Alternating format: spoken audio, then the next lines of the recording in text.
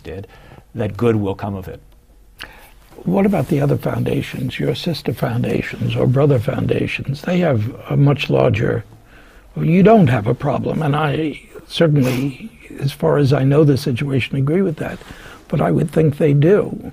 And in her book, Alice O'Connor points out the rise of the recent right-wing groups stemmed to some extent from the feeling of, hell, this money wasn't meant, meaning Ford money and similar money, wasn't meant to foster progressive movements, liberal-leaning movements. Do you think they have a more difficult road to hoe there? Who has the more difficult road? Do you think that the foundations that are established by the Carnegies, the Rockefellers, the Fords? Well, initially, you know, that there was a great outcry about that, and that it was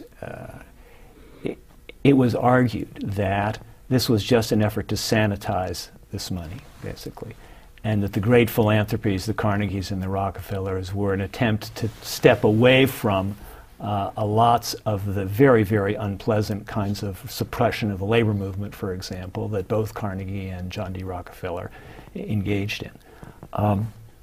Those early philanthropoids had to, the professionals in those early foundations had to struggle with that, and you can find the results of their struggles. Of course, they managed to convince themselves that in the long run it would be best to take this accumulation and do good with it. You would agree with that, wouldn't you? Yes, I would. Yes, I would.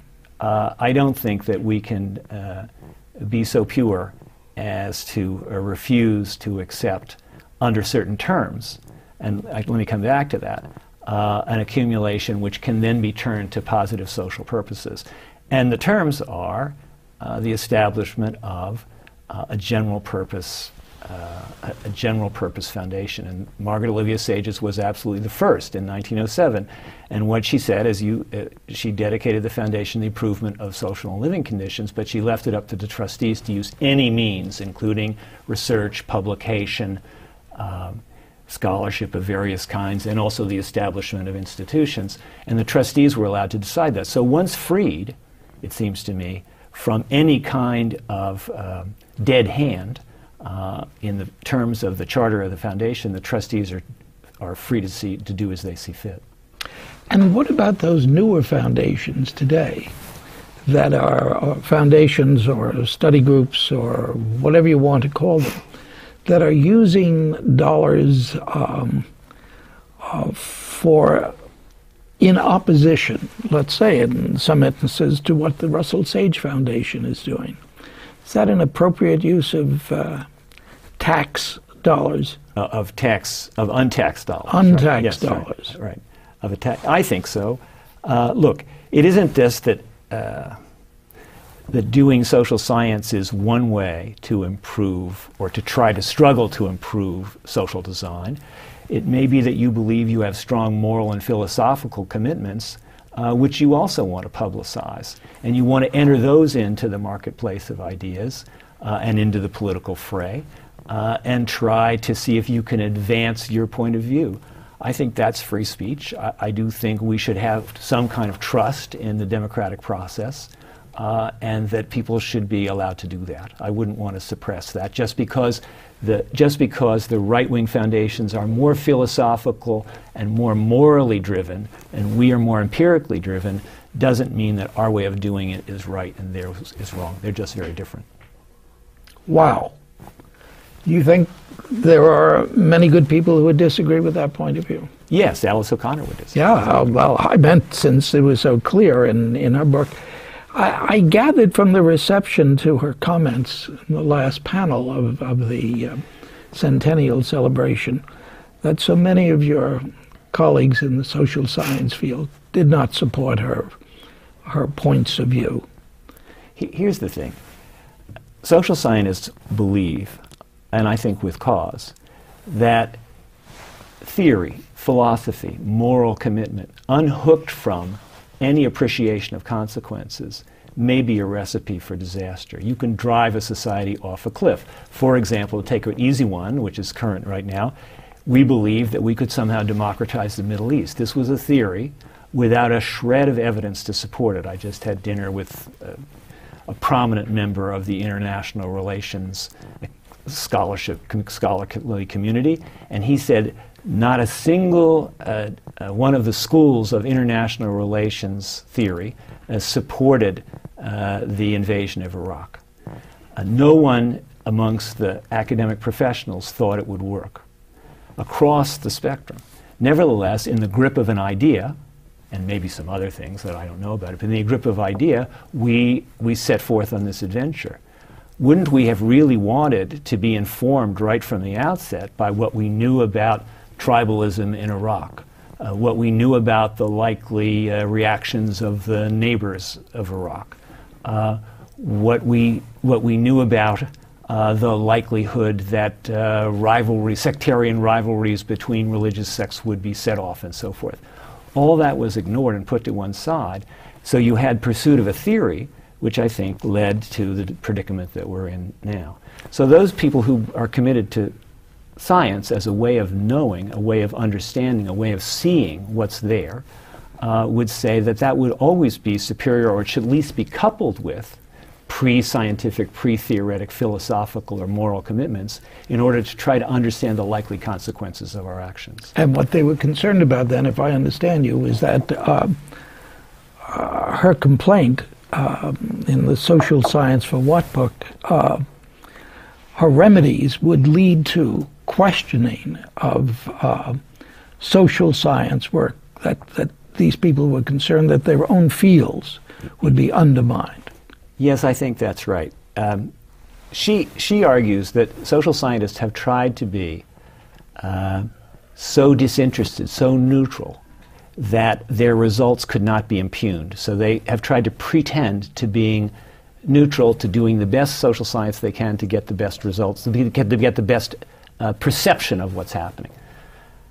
I think that it's possible to admit in choosing the problems that you select for study that you are driven to some extent by ideology or by pre-theoretical hunches about what might be going on. So go back to inequality. We, as you know, have been studying inequality now for about 20 years.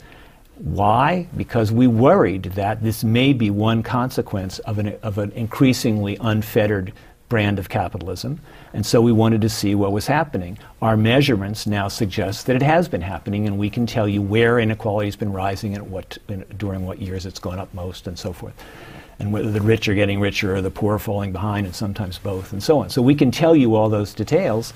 When we chose the problem, we didn't choose it innocently, but once we chose the problem, we tried to do the best, most honest social research we could do. We certainly didn't try to skew the results. I suggested in my introduction that all the palaver hasn't done that much good in the programs we've done talking about inequality. What do you think lies in the future for us as a people?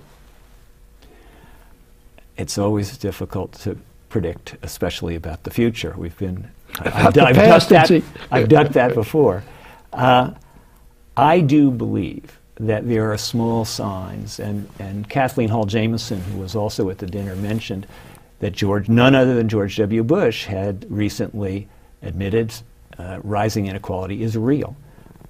That may sound like a small win, but compared to 20 years ago, when nobody on the right would admit that inequality was increasing, it's really a major change, slow, sluggish sea change. Now, it's a step from that to addressing the problem and asking ourselves, what can we do to reduce inequality, and mainly to look at the bottom of the distribution and ask, what should we do for people who are working hard, playing by the rules, but nevertheless are mired increasingly in poverty? How can we help them? And that, I think, is a problem that is within our grasp. Technically, we know how to do it. It's just a question of having the moral conviction to do it. What do we know? Fortunately, we have, for me, in terms of asking you the question, we have just 2 minutes left. Okay. What do we know that could point the way to action? Well, the 2-minute answer is that we need to find a way of supplementing low wages. And that can be done through the tax system. And in fact, it is now done through the tax system, something called the Earned Income Tax Credit, for families with children provides a wage supplement as a refundable tax credit. This is a wonderful way to add income on to a family which is working hard and playing by the rules, but whose market incomes fall below or close to the poverty line. So we know how to do that. I think the program is currently about a $30 billion program. An effort to, say, double that would have an enormous impact at the lower tail of the distribution, and it would only be a third of what we're spending in Iraq every year. Why do you say that at the end? Seriously. What, about Iraq? Yeah. Because that suggests something about our values, doesn't it? That is, our budget is a very revealing instrument. It really reveals what you care about.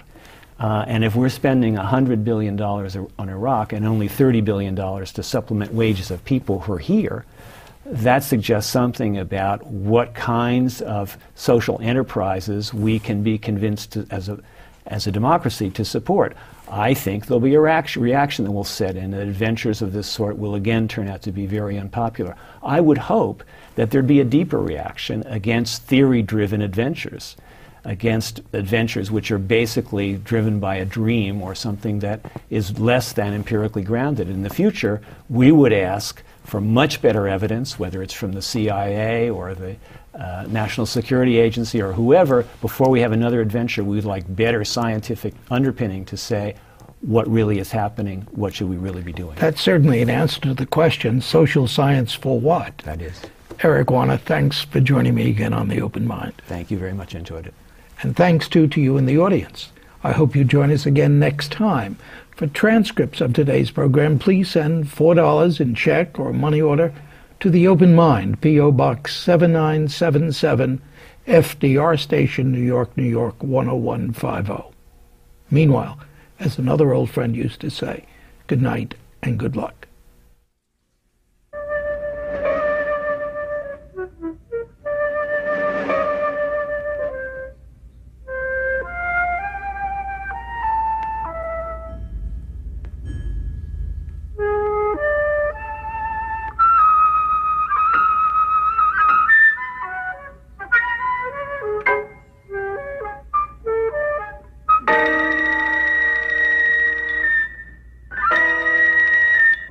Continuing production of The Open Mind has been made possible by grants from the Rosalind P. Walter Foundation, the Bluestein Family Foundation, the Alfred P. Sloan Foundation, Carnegie Corporation of New York, the Russell Sage Foundation, the Malkin Fund, May and Samuel Rudin Family Foundation, and from the corporate community, Mutual of America.